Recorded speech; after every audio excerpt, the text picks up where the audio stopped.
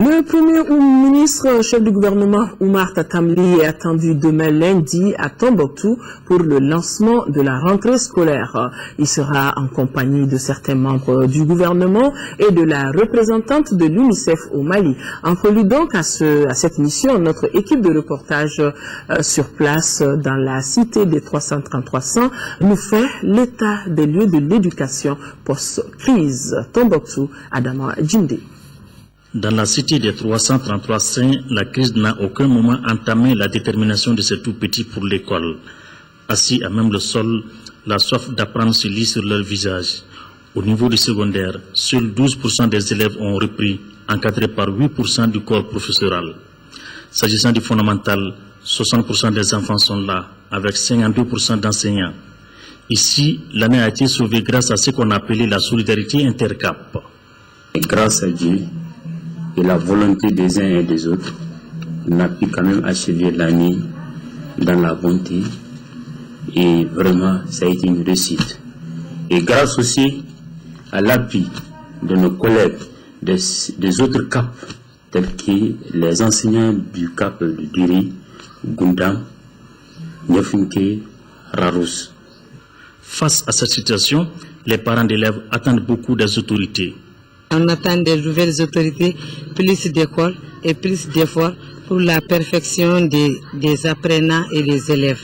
En termes de fournitures scolaires, des tables, bancs, des cahiers et bics. Nous voulons aussi des cantines scolaires parce que grâce aux cantines, les élèves peuvent venir à l'heure à l'école. Dans tous les cas de figure, l'administration scolaire s'est déjà fixé une feuille de route pour le fonctionnement normal de l'école.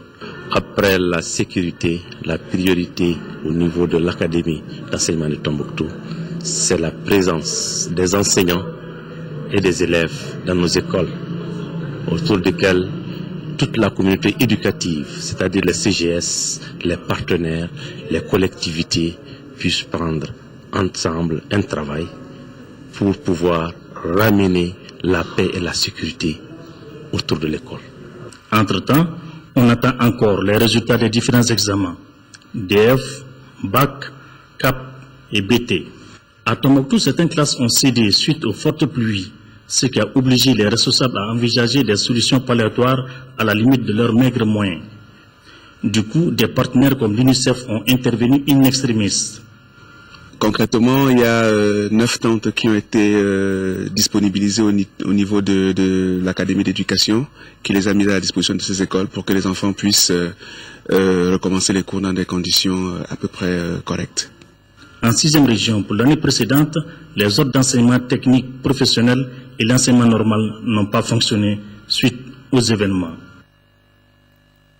À Gao, le collectif des syndicats d'enseignants de la 7e région était hier samedi devant la presse. Objectif, informer l'opinion nationale et internationale des raisons du boycott de la rentrée scolaire 2013-2014 fixée au 17 octobre dernier. L'omission d'une frange importante d'enseignants sur la liste des bénéficiaires des 250 000 francs CFA proposés par l'État serait à la base de cette prise de position. Odrissa Kone depuis Gao. C'était le 17 octobre dernier, jour de la rentrée dans toutes les zones libérées dans le septentrion malien. Mais à Gao, la surprise fut grande car les enseignants ont brillé par leur absence ce jeudi matin dans tous les établissements de la région. Pour cause, près de 1200 enseignants ne figureraient pas sur la liste des bénéficiaires des mesures d'accompagnement que l'État donne à tous les travailleurs du Nord. Cet appui de 250 000 francs CFA permet le déplacement et l'installation de chaque travailleur. Dans la pratique, selon le collectif des syndicats d'enseignants, seulement 1563 sur 2757 ont bénéficié de cet appui. Les 250 000 francs que des agents de l'État qui sont à Gao, qui n'ont pas bougé de Gao, ont bénéficié ici à Gao.